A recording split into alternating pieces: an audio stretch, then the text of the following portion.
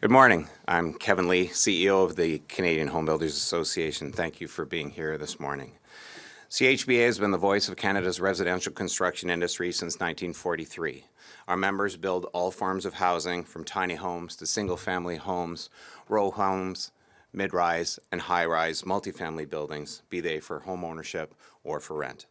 And let's be clear, we need many of all of these forms of housing. In fact, 5.8 million more housing units over the coming decade, and that is a tall order. So today, I'm here to announce CHBA's Sector Transition Strategy, a comprehensive strategy for tackling the systemic changes needed to close our country's housing supply gap and improve housing affordability with an emphasis on productivity. But before I get into that, I'd like to acknowledge that today's announcement is taking place on the traditional territory of the Algonquin and Anishinaabe peoples. With over 8,500 member firms across the country, we acknowledge the ancestral territory of all the Inuit, Métis, and First Nations people that call this land home, as we move forward in the spirit of collaboration with all of Canada's Indigenous peoples. It's no secret that Canadians are facing a housing and affordability and supply crisis at this time. A chronic undersupply of market-rate housing has led to a shortage of all types of homes, and rising house prices have prevented many young Canadians and new Canadians from being able to afford a home. When it's too expensive to buy a home, we have more renters. And when we have more people having to rent, rent prices increase. This also puts more Canadians at risk in core housing need and places undue pressure on Canada's social housing systems. Given these pressures across the housing continuum, the federal government has acknowledged that Canada must build 5.8 million homes over the next decade to address the deficit and tackle housing affordability. This means that our industry will need to build 3.5 million more homes. That's over and above the 2.3 million we would normally build over the next decade in that time frame. To do that, our industry must more than double housing starts. However, at a time when construction needs to rapidly increase, CHBA's latest housing market index, which takes the pulse of the residential construction industry by looking at sales activity, indicates that 65% of builders built less houses this past year, and 36% of builders expect to build still fewer in the year ahead in 2024. To turn this trend around and work towards doubling housing starts, we need a robust whole systems approach by all levels of government: local, provincial, and federal. Specifically, we need systemic change in 4 areas: financial, labor, policy, and productivity. First, we need changes around our financing systems to enable Canadians to access and afford homes. Tight financial conditions, including high interest rates and overly restrictive mortgage rules, have locked well-qualified buyers out of the market. And while mortgage arrears rates have been at historic lows, indicating an over-tightening of these rules, the cost has been falling home ownership rates. This has also resulted, of course, in fewer homes being built. Builders need buyers in order to keep building homes. If well-qualified young Canadians and new Canadians can't buy their first homes, then we'll not see a meaningful increase in housing starts. We simply must help first-time buyers get into the market. And to that end, a simple no-cost action for government would be the introduction of 30-year amortization periods for insured mortgages on newly constructed homes. This will enable well-qualified buyers who are currently locked out of the market to become homeowners and do so without creating undue demand in a supply-constrained market, since only new homes would be eligible for the longer amortization periods, thereby creating and incenting more housing supply. Second, we need robust home building policy and regulatory change. Home building and carrying costs continue to rise in terms of construction costs, which adds to the cost of homes. Red tape is causing delays, while additions to building codes continually add to the cost of construction. Development taxes, like development cost charges, lot levies, and amenity fees, have increased almost 700% over the past 2 decades.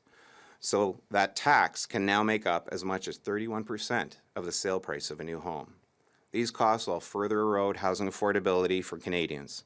We need actions to address all of those barriers to increase supply, and our sector transition strategy contains recommendations on all of those fronts accordingly. If, and only if, Canada is able to fix these financial and policy barriers to create an environment conducive to additional construction, we can then think about what it will take from an industry perspective to actually build many more homes than we already do. And if we do get that much needed policy support, then the residential construction industry will be confronted with labor shortages even more extreme than we are currently facing. And so third, we need changes to the labor system to ensure we have enough workers to meet demand for new construction and renovation. BuildForce Canada data shows that 22% of the residential construction workforce is set to retire over the coming decade, which means over 158,000 workers will need to be hired to replace them. But Canada does not have the projected workforce capacity to replace those workers to maintain the status quo, let alone double housing starts. This means that promoting careers in residential construction domestically and restructuring the immigration system to allow those who dream of building homes to immigrate to Canada is critical to fill the industry's labor gap. And lastly, given the massive shortages in our sector, we will need to increase productivity. And that's where CHBA's sector transition strategy really comes in. CHBA's strategy aims to increase productivity through more factory-built construction. But factory-built construction, such as modular and panelized construction, has been around and used successfully by some in the industry for decades. Factory-built construction comes with many benefits, including faster building with fewer delays and increased output with less labor. It also produces less waste and lends itself to energy efficiency. But factory-built construction comes with all of these advantages. Why haven't we transitioned to a much greater extent already? The fact is that there are costs, risks, and barriers that have prevented the industry from transitioning to a greater extent. Builders using traditional site-built approaches have evolved to expertly and efficiently weather the boom-bust cycles of the housing market. Residential construction companies are often small businesses with few employees, limited commercial space, and overall limited overhead. Most of the work is subcontracted, allowing them to be very flexible. And this makes it easier to adapt to the ebbs and flows of the market, particularly when economic times come about and one needs to survive. Conversely, factory-built construction requires high capital investment, high overhead, a steady workforce, and consistent throughput, which means it's not inherently well suited to boom-bust cycles. This makes heavy investment in factory-built systems a risky endeavor for companies. So the question is, how do we de-risk the transition to factory-built so we can increase productivity and increase housing supply? This is why we are tabling this strategy to support the industrialization of the sector. And just as last year's federal budget put forth a Made in Canada plan for a clean economy to address the climate crisis, we are presenting a Made in Canada plan for housing supply to address the housing crisis. CHBA's sector transition strategy calls for holistic government action to overcome these barriers to this transition and create an environment where factory-built production can flourish. CHBA's strategy outlines 4 steps to get there. Step 1. All levels of government must set the stage through the financial system, through regulatory change and policy support. This will help enable investment, reduce costs, and avoid delays, all to support more supply and more predictable demand that can set the stage for investment in factory-built systems. Step 2. The federal government should inform and incent this transition to factory-built construction through targeted programming. This could involve grant funding for soft costs for site builders to transition to factory-built systems and for soft cost acceleration funding for manufacturing facilities to increase capacity and productivity. Step 3. Through strategic financing, the federal government can incent and de-risk investment in factory-built plants and equipment. This includes providing low-cost financing, repayable not on a time basis, but on a unit production basis, de-risking investment should there be an economic slowdown. And finally, step 4. Governments can support investment in factory-built systems and new emerging technologies by introducing clear and predictable tax credits for machinery and equipment used to manufacture housing. Solving Canada's housing affordability and supply challenges will require an all-hands-on-deck approach by government and industry alike. CHBA's sector transition strategy, if supported by government, will make possible the fundamental shift in how and how fast homes are built in this country. This is an essential transition if we are to close the housing gap and restore housing affordability for all Canadians as our population grows in the coming decades. Investing in the future of housing construction capacity now will help prepare us for generations to come while addressing our immediate crisis. We look forward to continued conversations with the government about this important strategy. And if you're looking to find out more, CHBA's full sector transition strategy document is available at chba.ca/sector transition. Thank you. We'll now take questions from Zoom. If you have a question, please use raise hand function. Si vous avez une question, utilisez la fonction main levée.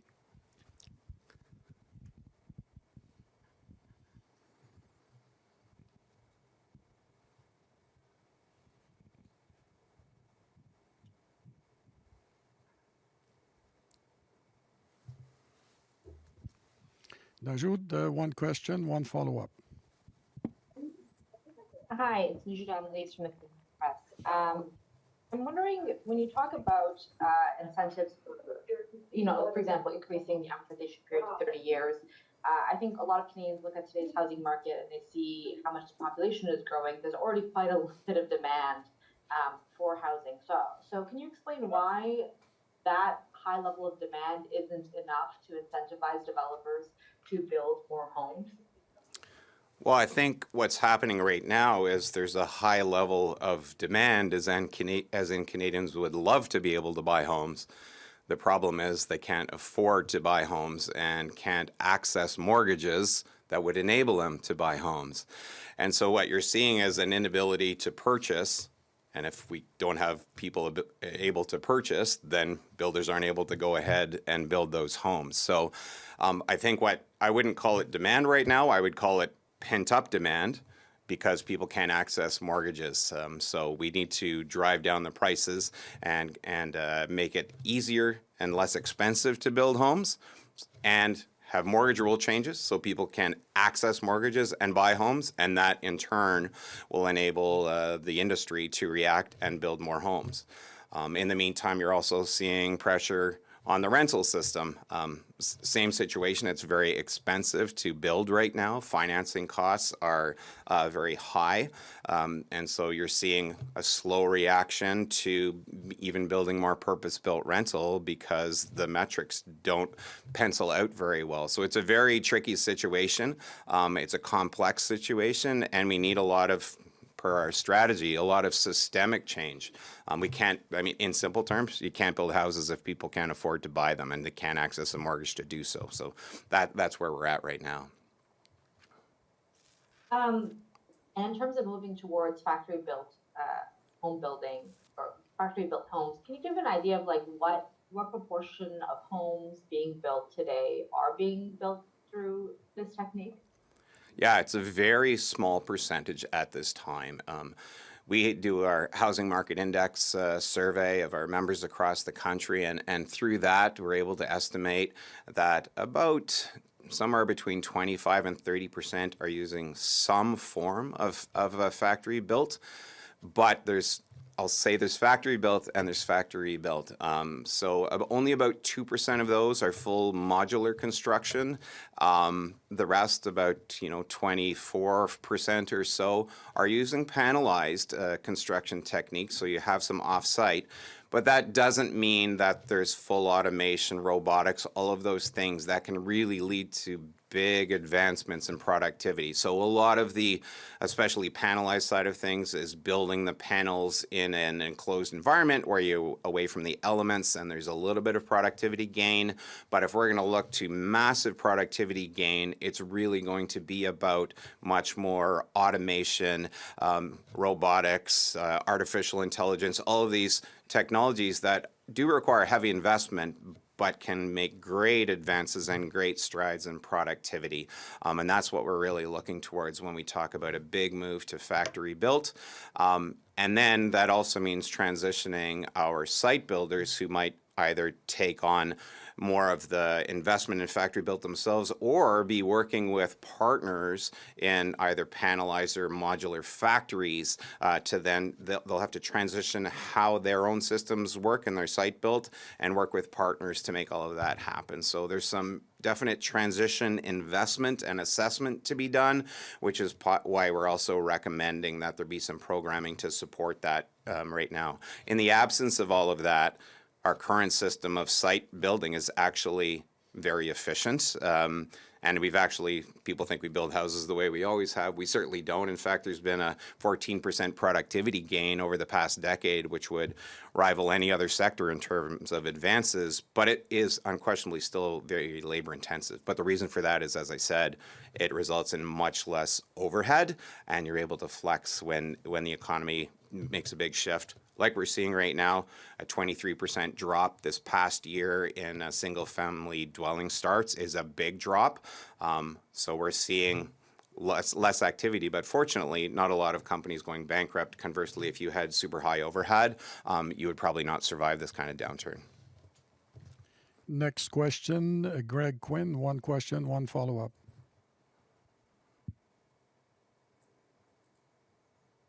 Good morning. Morning.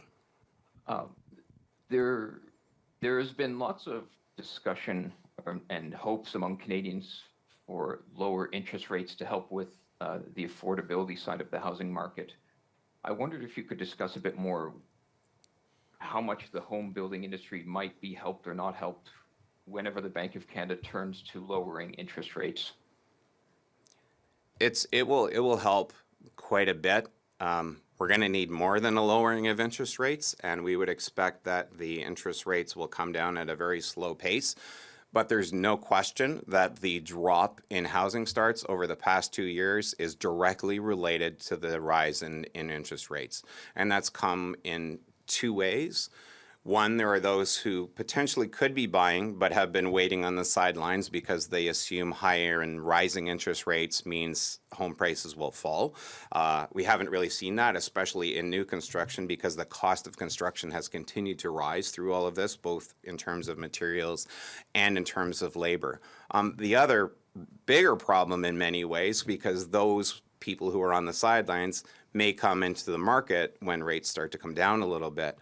The challenge is, for many first-time buyers, they simply cannot afford and they can't access a mortgage. And, interest rates coming down a little bit will help a few, but will not help a lot. And so while we do expect interest rates coming down to start to turn things around, there is no way that we can double housing starts when the average young family is still going to be locked out and can't access a mortgage. And that's why we're recommending such holistic change, both on elements that can reduce the cost, but also our recommendation that we move to 30-year amortization periods for insured mortgages, which is basically the first-time homebuyer product, and do it just for new construction, which then would incent new construction and new units and create more supply without causing demand in this sort of supply-constrained market, which has been some of the concern about introducing 30-year amortization periods in the past, because that could start to drive up house prices in the existing housing market, which we don't want.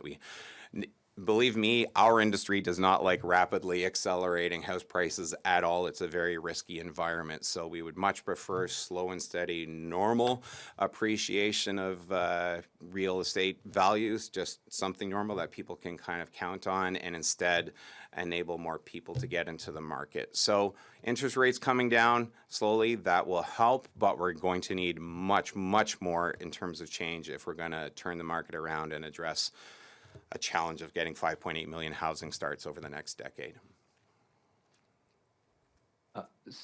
Secondly, if I may, you're here with some important policy ideas, as we all have seen. CMHC has said there's millions of units that need to be built. Generally speaking, when you look at the policies governments are bringing forward in response, do you see any set of proposals that will get us close to closing that gap? In other words, how close or far away is Canada from having the right ideas and the right policies in place to restore affordability, to get the houses built that we need built? I would say we are at a good place in terms of the start. Leadership from the federal government and CMHC to set the target, to have everybody talking about 5.8 million homes, is something we've been calling for a while, because we've seen this supply gap for a long time. I think we're seeing that recognition, and it's happening provincially and slowly but surely at the municipal level as well, and there's still a lot of barriers at the municipal level. The first step is recognizing you have a problem, what the problem is, and starting to talk about those solutions. And so I think we do have a good start. I'll take the example of the Housing Accelerator Fund, very much aimed at how do we make changes at the local level, get past zoning and permitting and other delays that are happening. That's a step in the right direction. The start of changes to the immigration system is underway. We need much more, but that kind of change is important. So I think things are moving in the right direction. We have a long way to go. We are nowhere near capable of doubling housing starts at this time, which is why we're tabling this strategy.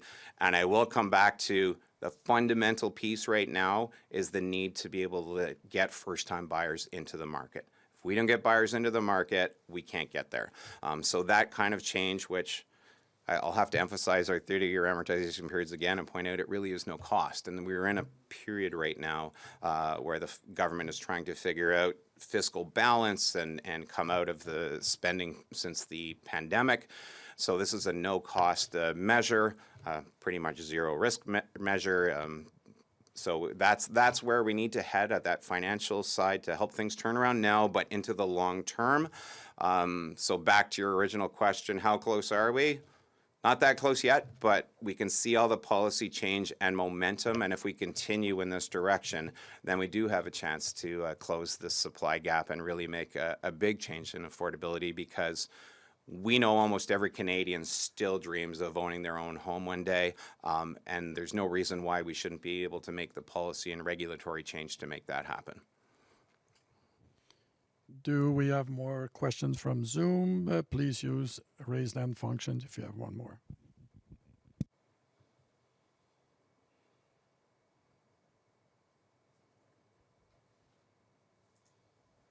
More question? Anything you wish to add? I think that's all. Thank you very much. Again, if you are interested in seeing the full strategy, we encourage you to visit chba.ca/sector transition, and we're happy to talk about it anytime. Thank you very much.